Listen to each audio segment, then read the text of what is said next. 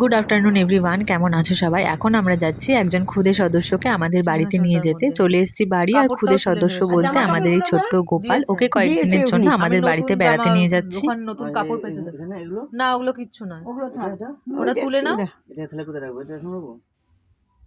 হ্যাঁ। নারায়ণকে বসিয়ে দাও। ওগুলো কিচ্ছু নিতে হবে না, থাক। থাক।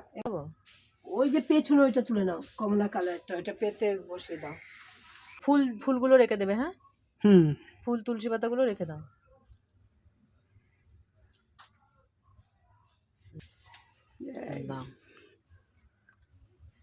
নিয়ে যাই গোপালকে, নিয়ে গেলাম দিদা।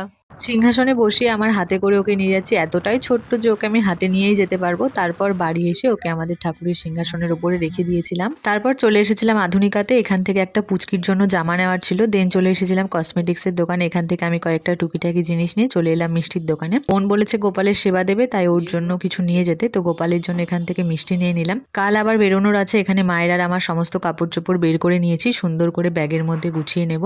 এখানে আমার ব্যাগ গোছানো কমপ্লিট। চলো আজকের মতো মিনি ব্লগটা এখানে এন্ড করছি। দেখা হচ্ছে কালকের ব্লগে।